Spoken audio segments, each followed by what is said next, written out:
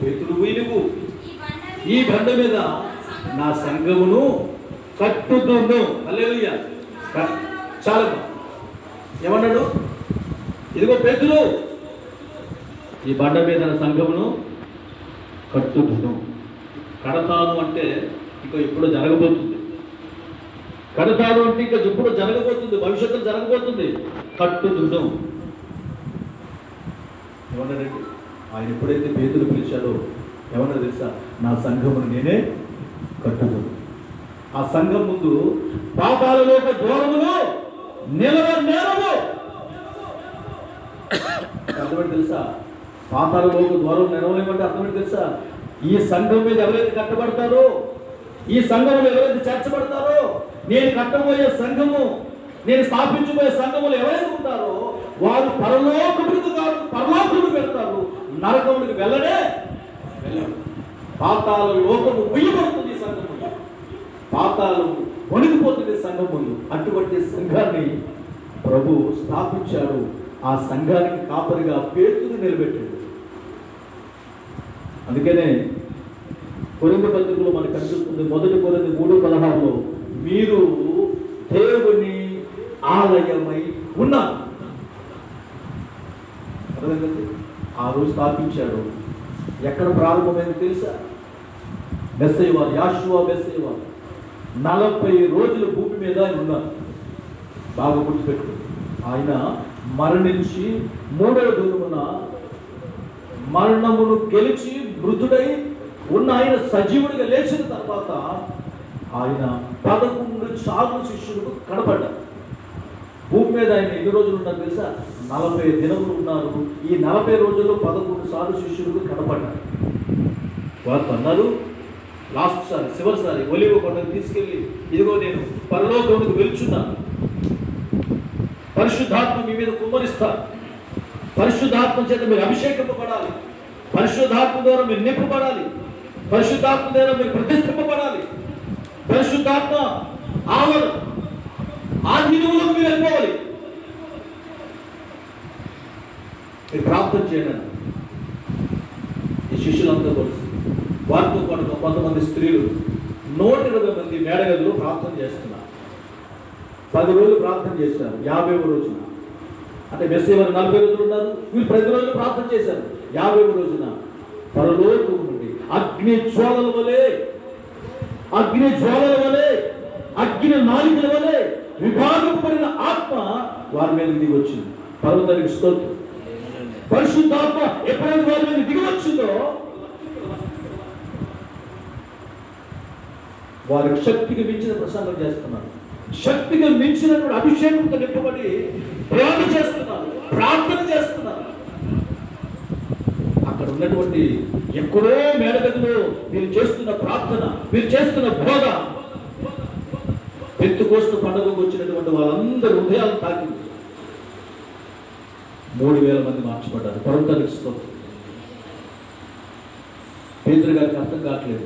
మేము మాట్లాడినప్పుడు ఒకరు మారలేదు, మేము బోధిస్తున్నప్పుడు ఒకరు హృదయం తెరపడలేదు, వెళ్ళలేదు. ఈ రోజున 3000 మంది, అంటే ఇది మా బోధ కాదు, పరిశుద్ధాత్మని యొక్క బోధ. పరిశుద్ధాత్మతో నింపబడితే అది ఆయనే మాట్లాడితే వాళ్ళ హృదయాలు తెరపడతాయి.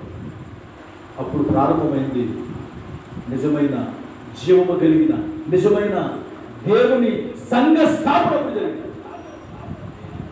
ఆయనే కట్టుకున్న సంఘం, ఆయనే కట్టుకున్న మందిరం. పేతురు, ఈ బండ మీద నా సంఘమును కట్టుదు, ఈ బండ మీద నా సంఘమును కట్టు. ప్రారంభమైంది సంఘం. హస్తకృతంతో కట్టిన మందిరం మీద ఈ లోకంలో ఏసీ చర్చిలు ఉన్నాయి. చర్చ్ అంతా కూడా ఏసీ ఉంటుంది. కొన్ని మందిరాలు, కొన్ని సంఘాలు పెడితే మంచి సౌండ్ సిస్టమ్ ఉంటుంది. అక్కడ పాటలు వింటుంటే తనలోకి ఇక్కడ ఉందా అన్నంత అద్భుతమైనటువంటి వాయిద్యాలు ఆ మందిరంలో కనిపిస్తున్నాయి. కొన్ని చర్చలు వెళ్తే ఆ సౌండ్ సిస్టమ్ ఎలా ఉంటుందో తెలుసండి. ఆ సౌండ్ సిస్టమ్ ఎలా ఉంటుందో తెలుసా? నిజంగా కూడా ఆ సౌండ్ వింటుంటే ఎంత అద్భుతం ఉంటుంది ఆ మందిరంలో. కొన్ని చర్చలు వెళ్తే టోటల్గా డౌట్స్ అన్నమాట. లైట్లన్నీ ఆపేస్తే ఎంత ప్రశాంతంగా ఉంది అనిపిస్తుంది. కొన్ని చర్చలకు వెళ్ళి చూస్తే పేతురు పత్రిక 2వ అధ్యాయము 5వ వచనం. మొదటి పేతురు పత్రిక 2వ అధ్యాయం 5వ వచనం. యాషువ మెస్సే ద్వారా దేవునికి అనుకూలమైన ఆత్మ సంబంధమైన బలులు అర్పించుచు పరిశుద్ధ యాజకులుగా ఉండునట్లు మీరును సజీవమైన రాళ్ల వలె ఉండి ఆత్మ సంబంధమైన మందిరముగా కట్టబడుచున్నారు. హల్లెలూయా. ఏమంటారు తెలుసండి? ఆత్మ స్వరూపి అయినటువంటి ఆయన తానే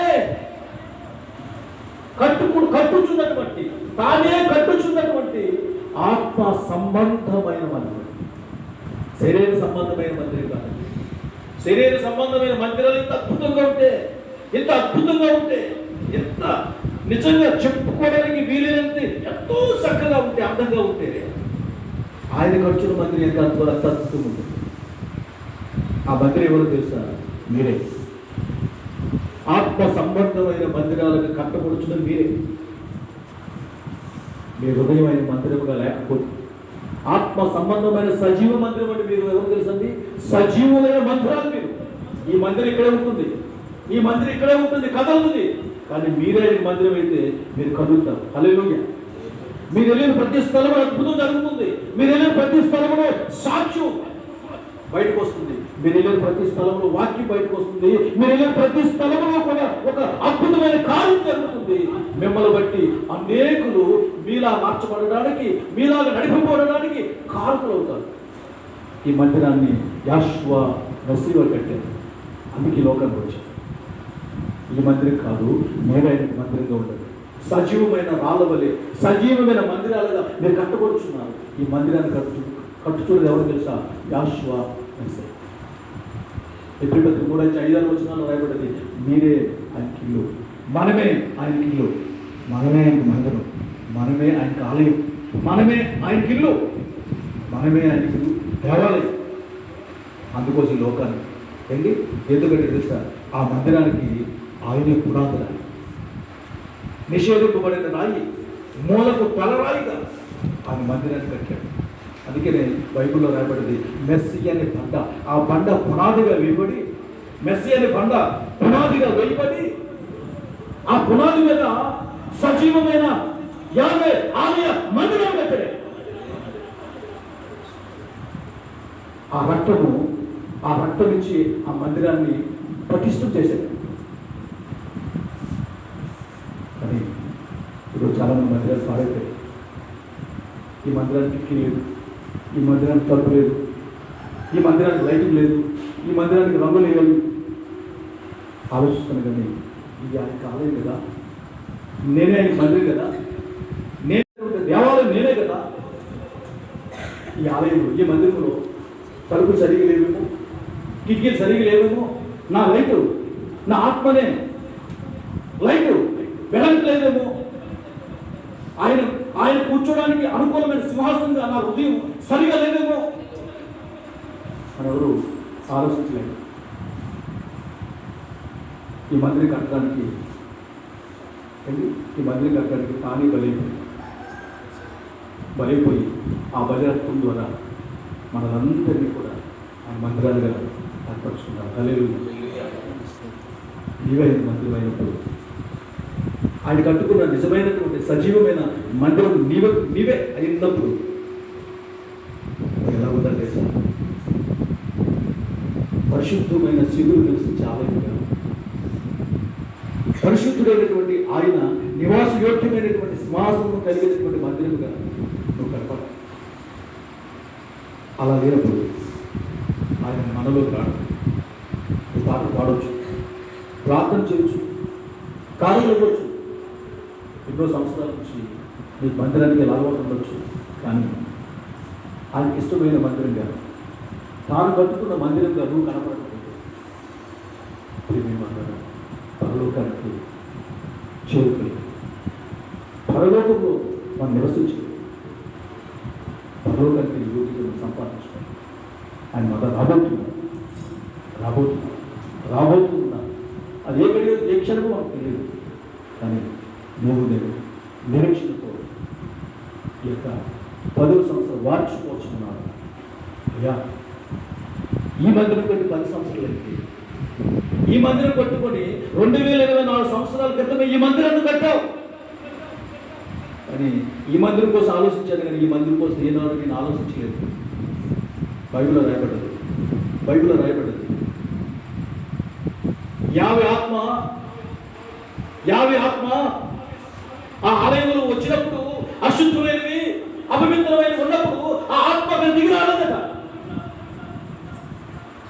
ఒకవేళ ఈ ఆత్మలో ఈ మందిరంలో ఆయన ఇష్టమైనది క్రోధములు, ఈర్ష్యలు, యమతములు, శాపములు, పాపములు, ఎదురువాడు ప్రేమించలేనటువంటి గుణము, వాక్యం ద్వారా సేవకుడు హెచ్చరిక చేస్తున్నా కూడా మార్పు పొందలేని కఠినమైన హృదయము, సంఘం మీద సేవకుల మీద దూషించగలిగినటువంటి స్వభావము, దేవుని విసిగించినటువంటి అవిశ్వాసం మీద ఉంటే ఆయన నీళ్ళు రాడు. మొదటికి మందిరానికి ఇచ్చిన మహిమ నీళ్ళు రాదు. సాక్షాత్తు ఆయన నీళ్ళు నివాసం చేయాలని ఆశపడి తన ప్రాణాన్ని ఇచ్చి నేను కట్టుకున్నాను. తన ప్రాణ త్యాగమే నువ్వు సజీవమైన మందిరం. ఆ మందిరంలో ఆయన లేకపోతే నీకు విలువ లేదు. అక్కడ ఉన్న పిల్లలందరూ కలిసి గాలిని కోరుతున్నారు. గాలి కోకికి ఒక ఎండిపోయినటువంటి తాటి కమ్మను తాటాకులు కట్టి గాడిని ఊరేగిస్తున్నారు, కొడుతున్నారు. ఆ సౌండ్కి ఆ గాడిపై కొడుతుంది. పిల్లలందరూ కలిసి రాలుతుంది, కర్రలో కొడుతున్నారు. రెండో రోజు ఆ గాడిదకి యాషోవా కావాల్సి వచ్చింది. హల్లెలూయా అన్నదేనా, వాళ్ళ చోట కట్టబడ్డది. గాడిద కృంగిపోయింది, చాలా బాధపడుతుంది, అవమానపరచబడుతుంది, అవహేళన చేయబడిన గాడిదగా కట్టబడ్డది. అక్కడ ఆ గాడిని తీసుకురండి అన్నాడు. యాషోవా చెప్పగానే శిష్యులందరూ వెళ్ళి ఆ గాడిని తీసుకొచ్చారు. ఆ గాడి మీద ప్రభు కూర్చున్నాడు. ఈ గాడి అనుకుంటుంది, ఆ ప్లేస్లో నేను కొట్టారు, ఆ ప్లేస్లో నేను హ్యామ్ చేశావు, ఆ ప్లేస్లోనే నన్ను గాడిద కేకలేసి నన్ను విమర్శించారు, దూషించారు, కొట్టారు, గాయపరిచారు. ఆ ప్రాంతానికి మళ్ళీ ప్రభుత్వాన్ని తీసుకెళ్తున్నాడే. గాడి తన మనసులో తను కుళ్ళిపోతుంది, వేదన పడుతుంది. ప్రభు కూర్చోగానే అందరూ కూడా పూలు చల్లుతున్నారు. హల్లెలూయా. దారి పొడిగిన పట్టు వస్త్రాలు పరిచారు, పూలు చల్లుతున్నారు. ప్రభు మీద పడుతున్నటువంటి పూలన్నీ కూడా గాడి మీద పడుతుంది. దారి పొడుగున పరిచినటువంటి చేతుల మీద ప్రభు నమ్మలేదండి. ఎవరు నడిచారు తెలుసా? గాడిద నడుస్తుంది. అడుగుతుంది, ఈ గాడిద ఎలా కూర్చుంది? కనీసం రోడ్డు మీద నడుస్తుంటేనే నన్ను కర్రతో కొట్టి నన్ను రాళ్ళేసి పక్కకు పోయేంత వరకు ఊరుకొని ప్రజలు పట్టు వస్త్రాల మీద నడిపిస్తున్నారు. నన్ను ఈ గంట ఎలా వచ్చిందా అనుకుంది. ప్రభు నాపై ఉన్నాడు. హల్లెలూయా. ప్రభుని బట్టి ఈ గంట, ప్రభుని బట్టి ఈ గౌరవం, ప్రభుని బట్టే ఈ గొప్పతనం, ప్రభుని బట్టే ఈ యోగ్యత. ఏమి మాట్లాడు ఆ నోరులేని జీవానికి ప్రభుని బట్టి ఎంతో గొప్పతనం వచ్చిందో, ఎంత ఘనత వచ్చిందో, ఎంత ఆధిక్యత వచ్చిందో.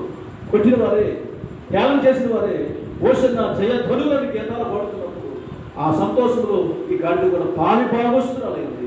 కారణం ఏంటి సార్? ప్రభువును బట్టి, యాషోవా మెస్సీవాను బట్టి. ఈ రోజున నీవు ఆయన మందిరముగా లేకపోతే, ఆ మందిరం ఆయన లేకపోతే నీకు ఘనత లేదు, గొప్పతనం లేదు, యోగ్యత లేదు, ఆనందం లేదు, సంతోషం లేదు. మొదటి మందిరం కన్నా యాషోవా మెస్సీవా, దావీదు సంతానమైన పరిశుద్ధ సిగురైన యెషయా మొదటి నుంచి పుట్టినటువంటి సిగురైన యాషోవా మెస్సీవా కట్టుకున్నటువంటి సజీవమైన మందిరంగా నువ్వు ఉన్నప్పుడు, ఆ మందిరంలో ఆయన ఉన్నప్పుడు నీకు ఘనత వస్తుంది, అత్యధికమైన మహిమ వస్తుంది, అత్యధికమైన సంతోషం వస్తుంది. సర్వ సత్యములను ప్రతిష్ఠింపబడి పరలోకాలు చేరుకుంటాం. ఆయన లేని మందిరం కాదు, ఆయన లేని ఇల్లే కాదు, ఆయన లేని జీవితమే కాదు. ఎలా ఉంది పరిశీలించు, కలబోసుకొని ప్రార్థించండి.